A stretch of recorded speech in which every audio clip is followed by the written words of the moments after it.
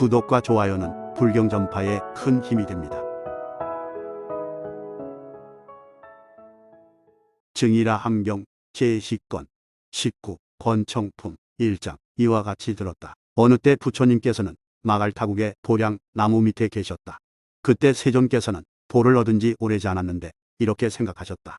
내가 얻은 매우 깊은 이 법은 밝히기 어렵고 알기 어려우며 깨달아 알기 어렵고 생각하기도 어려운 것이다. 번뇌가 끊어진 미묘한 지혜를 가진 사람만이 깨달아 알 수 있는 것이다. 그 이치를 분별하여 익히기를 게을리 하지 않으면 곧 기쁨을 얻을 것이다. 설령 내가 남을 위해 이 묘한 법을 연설하더라도 사람들이 그것을 믿고 받아주지 않거나 또 받들어 실천하지 않으면 부질없이 수고롭고 손해만 있을 것이다. 나는 이제 차라리 침묵을 지키는 것이 좋겠다. 어찌 꼭 설법할 필요가 있겠는가. 그때 범천왕은 멀리 범천에서 열애의 생각을 알아차렸다. 그래서 마치 역사가 팔을 굽혔다 펴는 것 같은 짧은 시간에 범천에서 사라져서 보이지 않더니 곧 세존 앞에 나타나 머리를 조아려 세존의 발에 예를 올리고 한쪽에 머물러 있었다.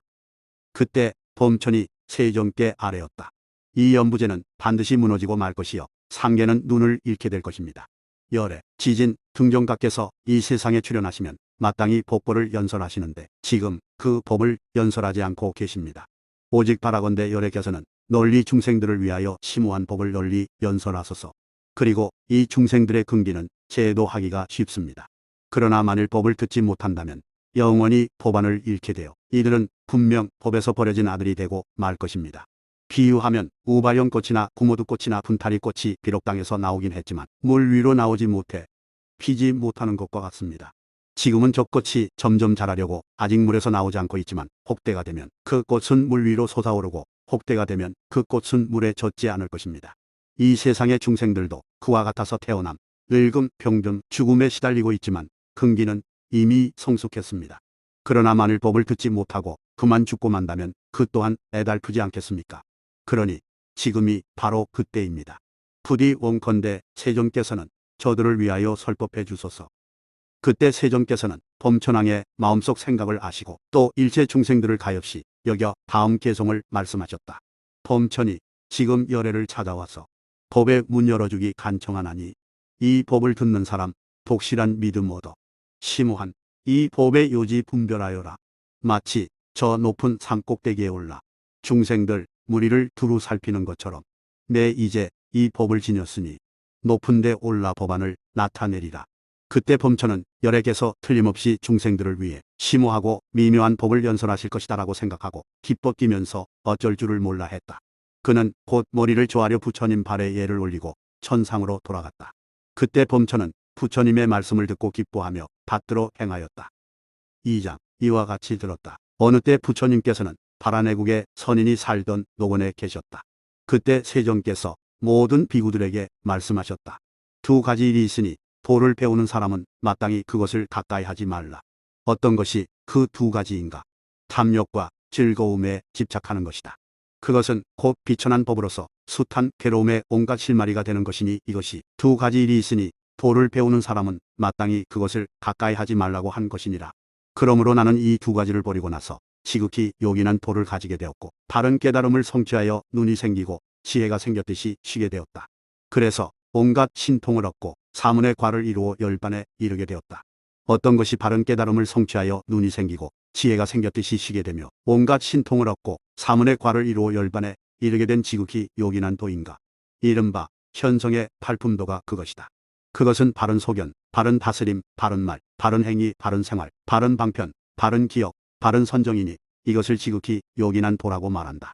나는 이것으로서 바른 깨달음을 성취하여 눈이 생기고 지혜가 생겼듯이 쉬게 되었으며 온갖 신통을 얻고 사문의 과를 이루어 열반에 이르렀느니라. 이와 같으니 모든 비구들아 너희들은 마땅히 위에 두 가지 일을 버리고 지극히 요긴한 도를 닦아야 한다. 모든 비구들아 마땅히 이와 같이 배워야 한다. 그때 모든 비구들은 부처님의 말씀을 듣고 기뻐하며 받들어 행하였다. 나온 가서 용과 두 가지 어려움과 애도와 비방과 비방 아님과 범천의 청을 설하셨고 맨 마지막에 두 가지 일에 대하여 설하셨다. 3장 이와 같이 들었다. 어느 때 부처님께서는 사위국 기숙국 고도곤에 계셨다. 그때 섭제환인이 세존이 계신 처소로 찾아와 머리를 조아려 그 발에 예를 올리고 한쪽에 머물고 있다가 세존께 아뢰었다. 어떻게 해야 비구가 애욕을 끊고 마음의 해탈을 얻어 마침내 최후의 안온한 곳에 이르러 아무 걱정이 없이 천상과 인간의 공경을 받게 되겠습니까? 그때 세종께서 석재환인에게 말씀하셨다. 구이기여 만일 어떤 비구가 공에 대한 법을 듣고 아무것도 존재하는 게 없다는 것을 이해한다면 일체의 법을 깨달아서 사실 그대로 알게 될 것이다. 그리하여 몸이 느껴 아는 괴롭거나 즐거운 법도 또 괴롭지도 않고 즐겁지도 않은 법도 모두 무상하여 결국에는 공으로 돌아간다고 이 몸에 대하여 관찰한다. 저들은 괴롭지도 않고 즐겁지도 않은 법의 변함을 관찰한 뒤에는 곧 어떤 생각도 일으키지 않는다. 이미 아무 생각이 없으므로 두려움이 없어지고 두려움이 없어지면 곧 반열반하게 된다. 그리하여 나고 죽음은 이미 다하고 도명은 이미 섰으며 할 일을 이미 마쳐 다시는 후세의 몸을 받지 않는다고 사실 그대로 안다. 석재환인이여 이것이 이른바 비구가 애욕을 끊고 마음의 해탈을 얻어 마침내 구경의 경지인 안온한 곳에 이르러 아무 걱정이 없이 천상과 인간의 공경을 받는다는 것이니라. 그때 석재환인은 세전 발에 예배한 뒤 세 바퀴를 돌고 물러갔다.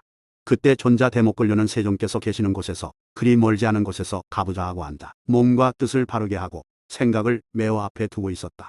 그때 대목걸련이 이렇게 생각하였다. 아까 저 재석은 도적을 얻고 나서 그렇게 물은 것인가?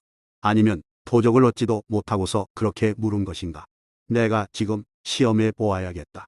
그때 존자 대목걸련은 곧 신통을 부려 팔을 굽혔다 펴는 아주 짧은 시간에 33촌으로 갔다. 그때 석재환인은 대목걸련이 멀리서 오는 것을 보고 곧 일어나 맞으면서 말하였다. 잘 오셨습니다. 존자 대목걸련이시여 존자께서 이것을 찾지 않으신 지도 참 오래입니다. 존자와 함께 법의 이치를 이야기하고 싶습니다. 이 자리에 앉으십시오. 이때 목걸련은 석재환인에게 물었다. 세종께서 그대를 위해 애욕을 끊는 법을 말씀하셨습니다. 나도 그것을 듣고 싶습니다. 지금 곧 나를 위해 그 법을 말해 주십시오. 석재환인이 말하였다. 나는 지금 여러 가지 하늘의 일들이 너무 많습니다. 내 개인적인 일도 있고 혹은 여러 하늘들의 일도 있습니다. 그래서 나는 예전에 들었던 것을 다 잊어버렸습니다. 목련이시여 옛날에 나는 아수륜들과 싸운 일이 있습니다. 그날 싸움에서는 우리 하늘이 이기고 아수륜은 졌습니다. 그때 나는 몸소 나아가 직접 싸웠습니다. 그래서 여러 하늘들을 거느리고 이내 천궁으로 돌아와 최승강당에 앉았습니다. 싸움에서 이겼기 때문에 최승강당이라고 이름을 지은 것입니다. 이 강당의 길들은 층계와 항로를 이루었고 난간과 난간은 서로 이어졌으며 낱낱 층계머리에는 700개의 누각이 있고 하나하나의 누각마다 천녀 7명씩이 있으며 한 천녀마다 몸종이 7명씩이 있습니다. 바라건대 존자 목걸련이시여 그곳에 가셔서 한번 구경해 보십시오. 그때 석재환인과 비사문천왕은 존자 목걸련을 앞세우고 그 뒤를 따라 최승강당으로 갔다. 그때 석재환인과 비사문천왕이 대목걸련에게 말하였다. 이것이 바로 최승강당입니다. 두루두루 구경하십시오. 목걸련이 말하였다. 천왕들이여 이 강당은 참으로 미묘하고 아름답습니다. 그대들이 전생에 복을 지었기 때문에 이런 복의 강당이 저절로 있게 된 것입니다. 마치 인간 세상에서 조금만 즐거운 일이 있어도 서로 경화하는 것처럼 이 하늘 궁전도 그것과 다를 것이 없습니다. 다 전생에 복을 지었기 때문에 이루어진 것입니다. 그때 석재환인의 좌우에 있던 옥녀들은 제각기 달아났는데 그들이 간 곳을 알 수가 없었다. 마치 인간 세상에서 꺼리는 일이 있으면 모두 부끄러워하는 것처럼 그때 석재환인이 데리고 있던 옥녀들 또한 그러하였다. 대목걸련이 오는 것을 멀리서 보고는 제각기 달아나 숨어버리는 것이 꼭 그러했다. 그때 대목걸련은 이렇게 생각하였다. 이 석재환인은 마음이 매우 방일하다. 내가 이제 그를 놀래게 하리라. 그때 존자 대목걸련이 곧 오른쪽 발가락으로 땅을 누르자 그 궁전이 6가지로 진동하였다. 그러자 석재환인과 비사문천왕은 모두 두려운 마음을 품어 온몸에 털이 다 일어섰다. 그들은 이렇게 생각하였다. 이 대목걸련이 큰 신통력이 있어서 이 궁전을 6가지로 진동시키는구나. 매우 기이하고 매우 특이한 일이로구나. 아직까지 이런 일은 없었다. 이때 대목걸련은 이렇게 생각하였다. 이 석재환인이 매우 두려워하고 있구나. 내가 이제 그 심오한 이치를 물어보리라. 어떻습니까? 구이기여 열에게서 말씀하신 바 애욕을 제하는 법은 어떤 것인가? 지금이 바로 그것을 말할 때이니 바라건대 우리들을 위해 말해 주십시오. 석재환인은 대답하였다. 목련이시여 나는 지난번에 세존의 처소로 찾아가 머리를 조아려 그 발에 예를 올리고 한쪽에 서 있었습니다. 그때 세종께 이렇게 여쭈어 본 적이 있습니다. 어떻게 해야 비구가 애욕을 끊고 마음이 해탈을 얻어 마침내 구경의 경지인 함이 없는 곳에 이르러 아무 걱정도 괴로움도 없게 되고 또 천상과 인간의 존경을 받겠습니까? 그때 세존께서 나에게 말씀하셨습니다. 구이기여 모든 비구들은 법을 듣고 나서 조금도 집착하는 것이 없고 또 색을 집착하지도 않아 어떤 법도 전혀 존재하는 것이 아님을 완전히 이해하게 된다. 모든 법을 알고 나서는 괴롭거나 즐겁거나 혹은 괴롭지도 않고 즐겁지도 않거나 그것은 다 무상하여 남김없이 사라지는 것이고 또 완전히 단멸하는 것도 아니라고 관찰한다. 저들은 이렇게 관찰하고 나서는 조금도 집착하는 것이 없고 세상 생각을 일으키지 않으며 또 두려움이 없게 된다. 두려움이 없으므로 곧 반열반하게 되어나고 죽음은 이미 다하고 보명은 이미 섰으며 할 일을 이미 마쳐 다시는 몸을 받지 않는다고 사실 그대로 한다. 석재환인이여 이것이 이른바 비구가 애욕을 끊고 마음의 해탈을 얻어 마침내 구경의 경지인 함이 없는 곳에 이르러 아무 괴로움도 없고 천상과 인간의 존경을 받는다고 하는 것이다. 그때 나는 이 말씀을 듣고 세존의 발에 예를 올린 다음 3번 돌고 물러나 천상으로 돌아왔습니다.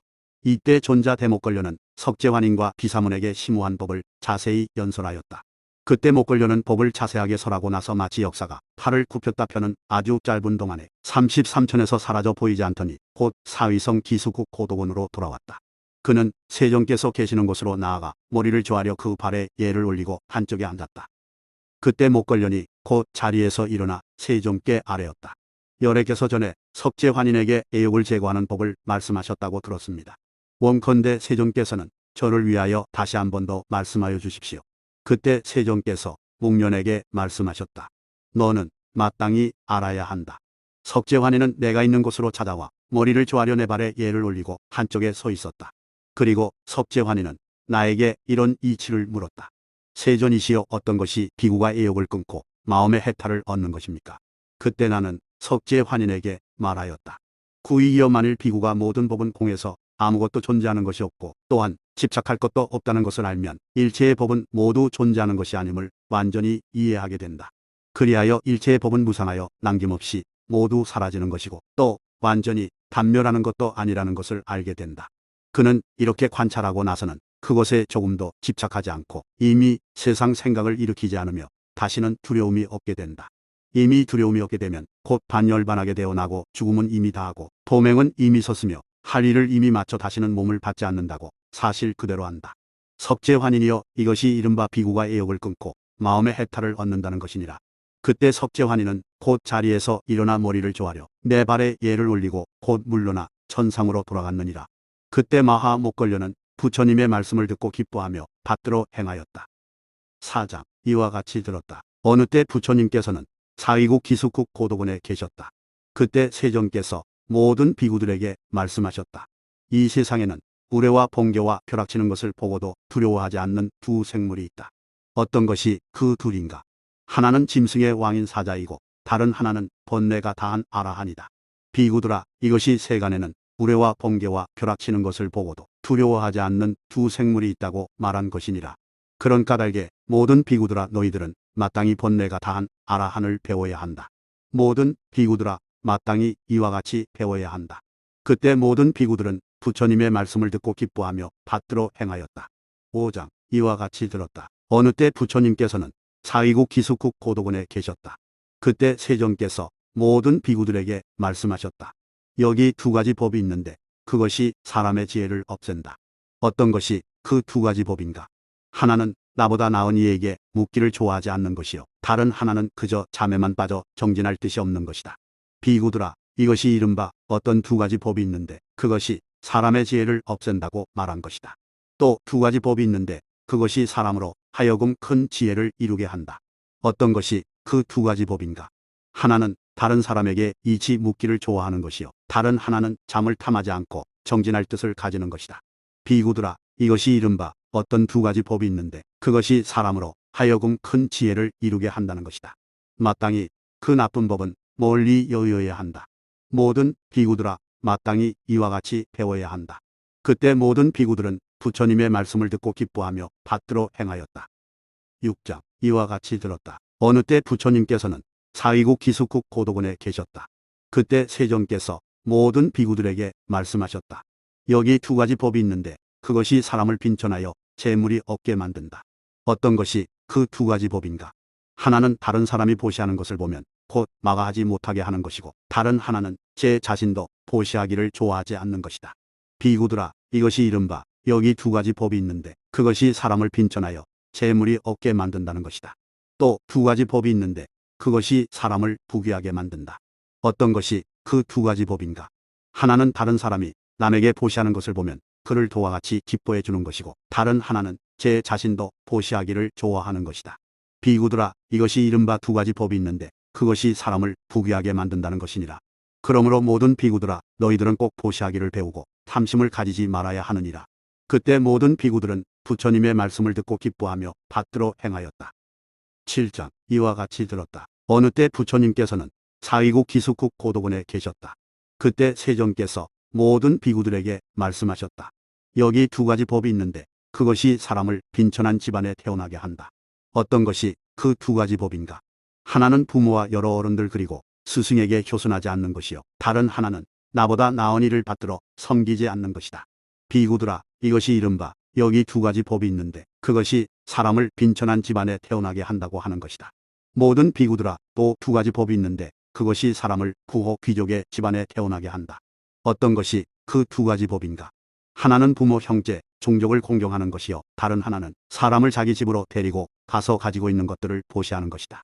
비구들아, 이것이 이른바 두 가지 법이 있는데 그것이 사람을 부호 귀족의 집안에 태어나게 한다고 하는 것이니라. 모든 비구들아, 마땅히 이와 같이 배워야 한다. 그때 모든 비구들은 부처님의 말씀을 듣고 기뻐하며 받들어 행하였다. 8장. 이와 같이 들었다. 어느 때 부처님께서는 사위국 기숙국 고도군에 계셨다. 그때 수심이라는 범지의 딸이 존자 대구치라의 처소로 찾아가 머리를 조아려 그의 발에 예를 올리고 한쪽에 앉았다. 그때 저 범지의 딸 수심이 구치라에게 말하였다. 오담남불은 이 심오한 법에서 끝내 교화를 받지 못하고 각각 목숨을 마치고 말았습니다. 세존께서는 그 두 사람에게 수기하시기를, 한 사람은 불영처에 태어날 것이고 다른 한 사람은 유상무상처에 태어날 것이다. 또 이 두 사람은 거기에서 다시 목숨을 마치면 한 사람은 장차 변두리 나라의 국왕이 되어 이루 헤아릴 수 없이 많은 사람을 죽일 것이요, 다른 한 사람은 장차 날개 달린 사나운 살기 될 터인데 다른 날짐승과 들짐승들이 그에게서 벗어날 수 없을 것이다. 그리고 또 목숨을 마치면 지옥에 떨어지게 될 것이다 라고 하셨습니다. 그러나 세존께서는 그 사람들이 언제 반드시 괴로움을 완전하게 벗어나리라고는 수기하지 않으셨습니다.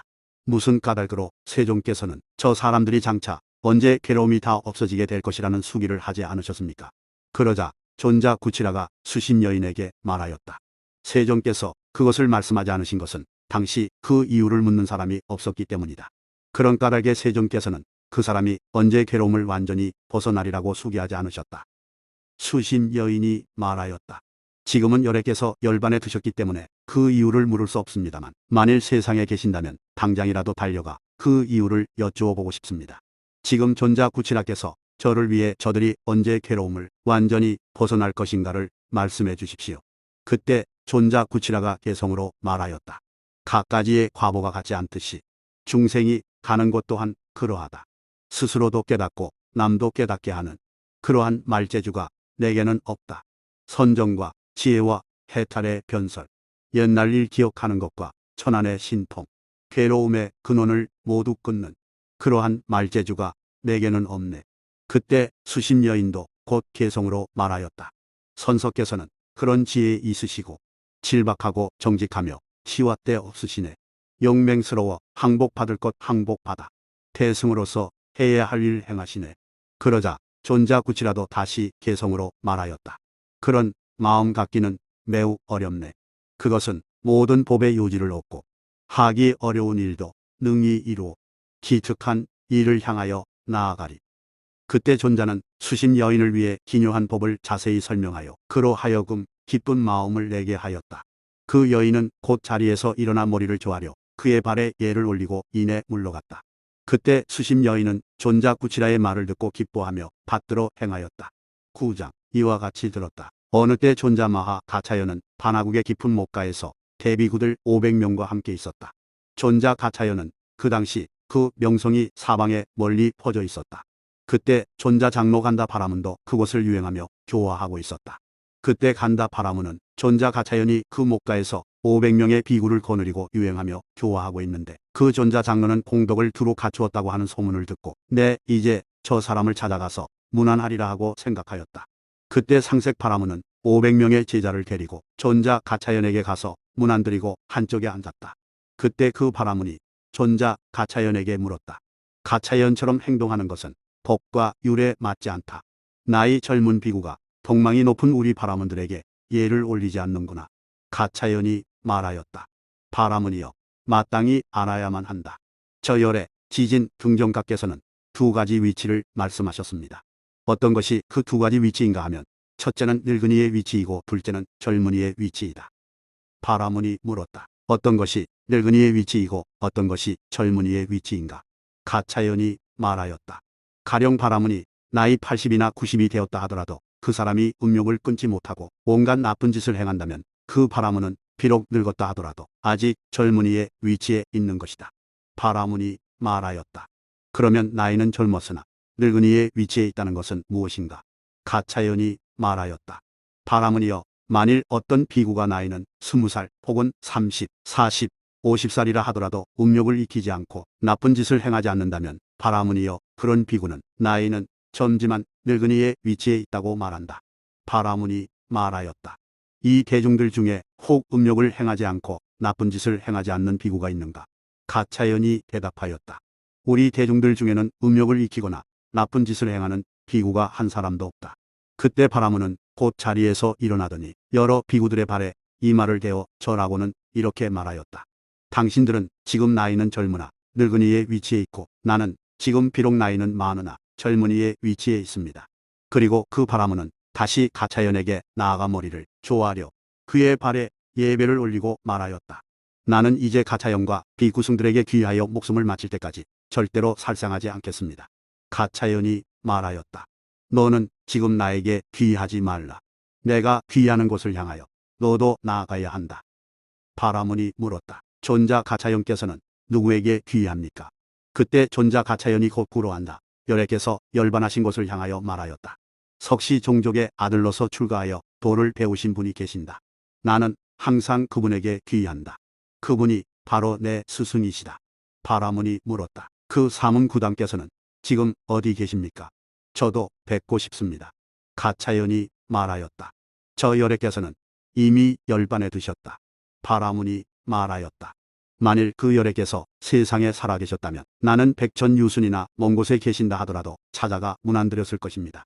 저 열애께서 지금 비록 열반에 드셨지만 나는 거듭 부처님과 복과 승가에 귀하여 예를 올리고 이 한 목숨 다할 때까지 다시는 살생을 하지 않겠습니다.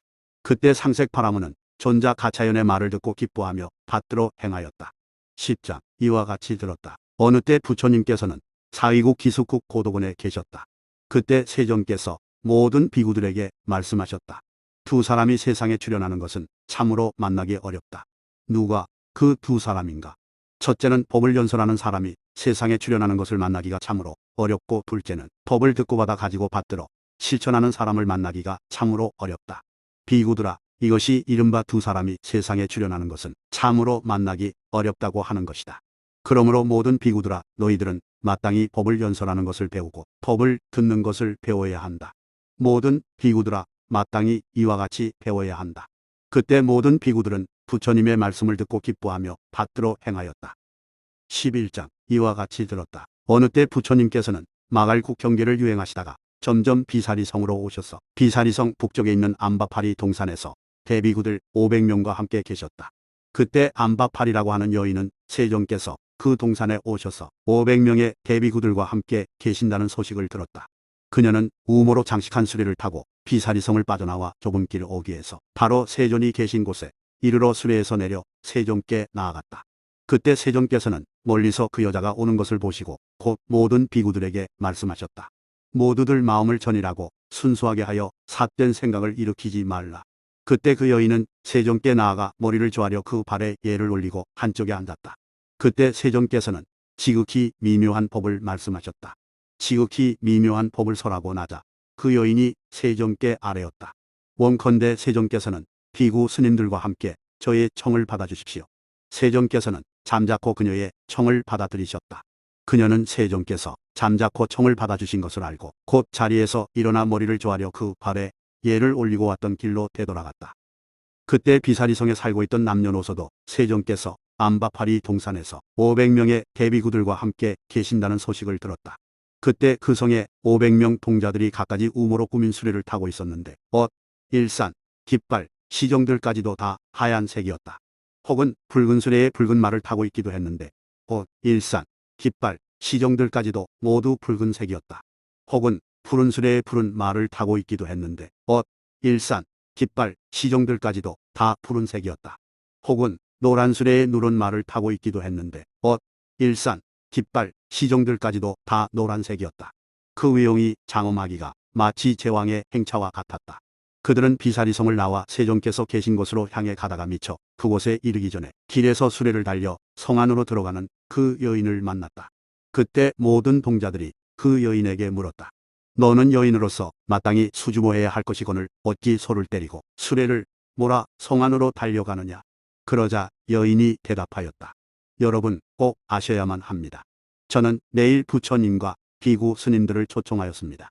그래서 수레를 타고 달려가는 길입니다. 동자가 말하였다. 우리도 부처님과 비구 스님들께 공양을 올리기 위해 지금 초대하러 가는 길이다. 지금 너에게 순금 1000냥을 줄 것이니 내일만은 우리가 공양을 올릴 수 있게 해달라. 그러자 여인이 말하였다. 그만두십시오. 더 이상 말하지 마십시오. 족성자들이여, 저는 허락하지 않을 것입니다. 동자가 또 말하였다. 아니다. 너에게 2000, 3000, 4000, 5000냥 내지 10만냥의 금을 줄 터이니 부디 허락하여 내일 우리가 부처님과 비구 스님들께 공양할 수 있게 해달라. 그 여인이 대답하였다. 저는 허락할 수 없습니다. 왜냐하면 세종께서는 늘 말씀하시기를 2가지 희망이 있는데 세상 사람들은 그것을 버리지 못한다. 어떤 것이 그 2가지인가? 하나는 재물에 대한 희망이고 다른 하나는 목숨에 대한 희망이다라고 하셨기 때문입니다. 제가 내일까지 꼭 살아있을 것이라고 누가 보장할 수 있겠습니까? 제가 먼저 열애를 청하였으니 지금 곧 가서 음식을 준비해야겠습니다. 그때 동자들은 각기 손을 흔들면서 말하였다. 우리들은 저 여인만도 못하다. 그들은 이렇게 말하고 서로 작별하고 떠나갔다. 그때 모든 동자들은 부처님께 나아가 머리를 조아려 그 발에 예를 올리고 한쪽에 머물고 있었다. 그러자 세종께서 동자들이 온 것을 보고 여러 비구들에게 말씀하셨다. 너희 비구들은 이 동자들의 위험스러운 거동과 복장을 보아라. 천재석이 나가 유람할 때와 조금도 다름이 없구나. 그때 세종께서 동자들에게 말씀하셨다. 세상에 2가지 일이 있는데 가장 얻기 어려운 것이다. 어떤 것이 그 2가지 일인가? 하나는 돌이켜 갚을 줄 아는 것이고 다른 하나는 큰 은혜는 말할 것도 없고 조그만 은혜까지도 잊지 않는 것이다.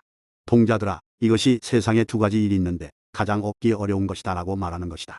동자들아, 마땅히 알아야 한다.